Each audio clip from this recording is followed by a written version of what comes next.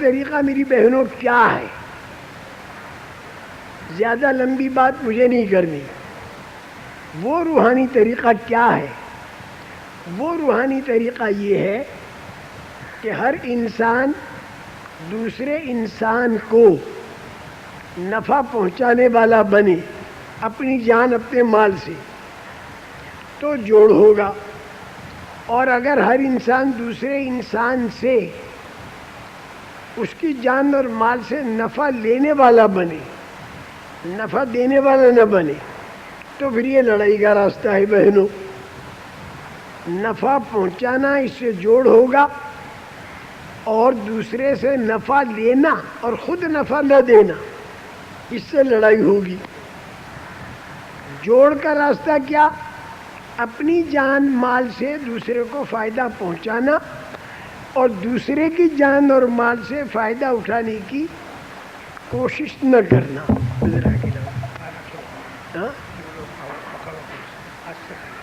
اچھا یہی ہے بات. اچھی میری محترم بہنوں، اگر انسان بن جائے دینے والا تو اس سے سب جڑیں گے، اور اگر انسان بن جائے لینے والا تو اس سے سب ٹوٹ جائیں گے. دینا یہ جوڑ کا طریقہ ہے اور لینا یہ توڑ کا طریقہ ہے. پوری دنیا کے انسان جب غلط زندگیوں پر ہوتے ہیں تو ہر ایک کا مزاج کیا ہوتا ہے؟ لینا اور دوسرے سے چھیننا. جب چھیننے کا نظام چلے گا تو اس میں لڑائی ہوگی. اور ہمارے نبی کریم صلی اللہ علیہ وسلم نے ہم کو جو سکھایا وہ کیا سکھایا؟ بانٹنا. جب آدمی بانٹنے والا اور جب آدمی دینے والا بنے گا تو آپس کے اندر جوڑ ہوگا. صدقہ اور خیرات بانٹنا، زکوٰۃ بانٹنا، اسی طرح یتیموں پر، غریبوں پر، بیواؤں پر، قسم پرسوں پر، پریشان حال لوگوں پر اپنی جان اپنا مال کا لگانا.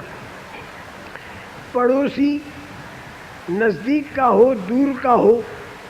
اسی طرح ایک ہی کالج کی پڑھنے والی لڑکیاں ایک دوسرے کے ساتھ حمایت اور ہمدردی کریں، ایک دوسرے کی خیر خبر لیا کریں. استانیاں ایک دوسرے کے ساتھ قربانی دے کر ہمدردیاں کیا کریں، تو اس سے سب کے اندر آپس میں جوڑ ہوگا، محبت ہوگی. اس میں عیادت بھی ہے، اس میں تعزیت بھی ہے، اس کے اندر ہدیہ دینا بھی ہے، اس کے اندر کھلانا پلانا، یہ ساری چیزیں ہیں جو رسول کریم صلی اللہ تعالیٰ علیہ وسلم نے سکھائی. میری بہنوں، میں ایک قصہ آپ کو سنا دوں، ابھی بالکل تازہ قصہ، اور وہ بھی فرانس کا قصہ. فرانس کے اندر اللہ کے فضل و کرم سے ہمارا یہ کام مردوں کے اندر بھی خوب چالو اور عورتوں کے اندر بھی خوب چالو. اور بلکہ میری بہنوں میں کیا بتاؤں، جو مسلمان مرد اور عورتیں وہاں جا کر بس گئے دوسرے ملکوں سے، الجزائر سے، مراکش سے، لیبیا سے، تونس سے، جو مسلمان وہاں جا کر بس گئے، اور اسی طرح سینیغال، ٹوگو، ڈاہومی، ساحل العاج جسے آئیوری کوسٹ کہتے ہیں، اور گولڈ کوسٹ، اور اسی طرح نائجیریا، نائجر، اس جگہ کے جو افریقن حضرات ہیں وہ بھی جا کر بسے ہیں فرانس میں. اور جو گورا افریقہ ہے، الجزائر، تونس، لیبیا، مصر، مراکش، یہ گورا افریقہ ہے. تو یہ لوگ بھی فرانس میں جا کر بسے ہیں. تو یہ مسلمان تو وہ ہیں جو باپ دادوں سے مسلمان چلے آ رہے ہیں، جا کے فرانس میں بس گئے، لیکن وہاں کی زندگی ان پر غالب آ گئی. اور ان میں وہ اسلامی زندگی نہیں رہی. لیکن جب سے اللہ کے فضل و کرم سے یہ تبلیغ کا کام وہاں چلا، اور اس کا میں اپنا ہی قصہ سنا رہا تھا کہ سن 1963 کے اندر ہم مراکش کی جماعت کو لے کر اور فرانس کے اندر پہنچے، اسپین ہوتے ہوئے. اسپین میں بھی وقت گزارا اور فرانس کے اندر ہم پہنچے اور 60-70 کا مجمع جمع کیا. اب ہم فکر مند کہ ان سے بات کیا کریں، تو ان سے بات کرنے میں ہم نے ایک چیز کہی. میں اس امید پر میری بہنوں سے کہہ رہا ہوں کہ نہ معلوم تمہاری کن کن سے ملاقاتیں ہوں اور کن کن کو تم اللہ کی طرف متوجہ کرنا چاہو، اور نہ معلوم تمہارے ہاتھوں کن کن کی کا رخ اللہ کی طرف پلٹا کھائے. اور میری بہنوں، اگر تم نے اس دعوت کا کام سیکھا تو تمہارے ہاتھیں اگر عورتوں کی زندگیاں دینی طرز پر اگر آئیں تو ان عورتوں کے ذریعے نہ معلوم کتنے مرد اللہ کی طرف متوجہ ہوں گے. اور دونوں قسم کے نمونے نبی پاک صلی اللہ علیہ وسلم کے زمانے میں ہیں کہ بعض مرتبہ عورتوں کے ہاتھوں مردوں میں ہدایت گئی اور بعض مرتبہ مردوں کے ہاتھوں عورتوں میں ہدایت گئی. یہ تو اللہ کی دین ہے میری بہنوں. تو میں اس امید پر یہ واقعات سنا رہا ہوں کہ تمہارے دلوں میں ایک شوق اور رغبت پیدا ہو، اور جو ہماری بچیاں تعلیم لے رہی ہیں تعلیم کے اندر تو کوئی کسر نہ آنے دیں. اچھے نمبروں پر انہیں پاس ہونا چاہیے اور تعلیم کے اوپر اچھی محنت کرنی چاہیے. اور جس طرح استانیاں محترمات بتائیں اس طرح سے تعلیم لینی چاہیے. استانیوں کا ادب کرنا چاہیے، کلاس کے اندر اپنے وقت کو ضائع نہیں کرنا چاہیے، اپنے ان سارے پیریڈوں کے اندر حاضر رہنا چاہیے. اور اس کے بیچ میں جو فارغ وقت بچ جائے، جو بالکل بیکار باتوں میں گزرتا ہے، اس کا کوئی پروگرام اور نظم تعلیم کے نام سے یا ملاقاتوں کے نام سے ہماری وہ محترم بہنیں جو اس کام کے فکر کو لے کر چل رہی ہیں تو وہ خود اس کا پروگرام بناتی ہیں. جیسے آج کا پروگرام بنا تو اس میں پڑھنے والی لڑکیاں بھی اور استانیاں بھی شریک ہوں اور خود عملاً کیا کر سکتی ہیں وہ اپنے ذمے لے لیں. تو اللہ کی ذات سے امید ہے کہ اس اسکول کے اندر نہ معلوم کتنی لڑکیاں پڑھ کر فارغ ہو کر نکلیں گی، نہ معلوم وہ کتنے انسانوں کو اللہ سے جوڑنے والی اور انہیں انسانیت کے لانے والیاں بنیں گی. تو باہر کیف ہم نے ان لوگوں کے سامنے ایک بات رکھی. ہم نے کہا کہ مشین کو اگر بنانے والے کے طریقے پر استعمال کرو تو ہوگا فائدہ، اور اگر بنانے والے کا طریقہ چھوڑ کر استعمال کرو تو ہوگا نقصان. اگر موٹر بنانے والے کے طریقے پر چلاؤ تو منزل پر پہنچ جاؤ گے، اور اگر موٹر کو چلانے والا یوں سمجھے کہ بھائی سن 47 کے اندر آزادی مل گئی تو بھائی ہم آزاد ہیں موٹر چلانے میں، اب اسٹارٹ کرنے کے لیے ہارن بجانا شروع کیا، حالانکہ اسٹارٹ کرنے کا طریقہ الگ ہے، تو یہ موٹر انشاءاللہ چل کے نہیں دے گی. بنانے والے کا طریقہ اگر چھوڑو گے تو بنانے والے کے طریقے پر موٹر تو چل دی. اب چل چکنے کے بعد پھر آدمی یہ سوچے کہ اب تو چل گئی تو اب تو میں آزاد ہوں، مائی شپ مائی آرڈر، جو میں چاہوں وہ ہو. اور اس نے انڈیا کے اندر موٹر کو بجائے بائیں ہاتھ پر چلانے کے حکومت کے قانون کے خلاف دائیں ہاتھ پر چلا دیا. لوگوں نے کہا بھائی قانون کے خلاف ہے، ارے پابندی کے ساتھ رہے.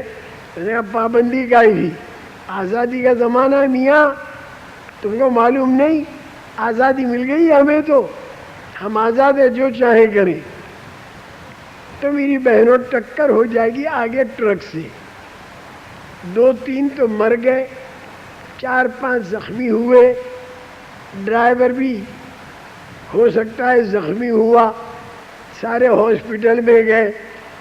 اب ڈرائیور یوں کہے کہ صاحب موٹر بہت خراب ہے، ایکسیڈنٹ ہو گیا، تو سوجھ بوجھ کا انسان اس سے کہے گا کہ موٹر تو بہت اچھی لیکن تیرے چلانے کا طریقہ بہت خراب تھا، تو نے بنانے والے کے طریقے پر موٹر کو نہیں چلایا، قانون کے ساتھ نہیں چلایا، تو نے اپنی چلائی، اپنی چلانے سے ایکسیڈنٹ ہوتا ہے۔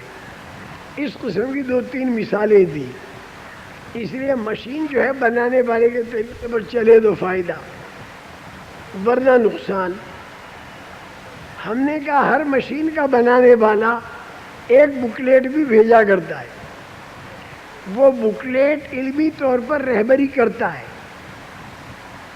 اور جب وہ مشین بہت بھاری مہنگی ہو تو پھر وہ بنانے والا ایک انجینئر کو بھی بھیجا کرتا ہے، اور یہ جو انجینئر یہ عملی اور پریکٹیکل طریقے پر اس مشین کے چلانے کا طریقہ بتاتا ہے۔ اس انداز سے ان سے بات کی۔ اس کے بعد پھر ہم نے بات کے رخ کو تھوڑا موڑا، اور موڑ کر یہ عرض کیا کہ انسان جو ہے یہ بھی ایک مشین ہے،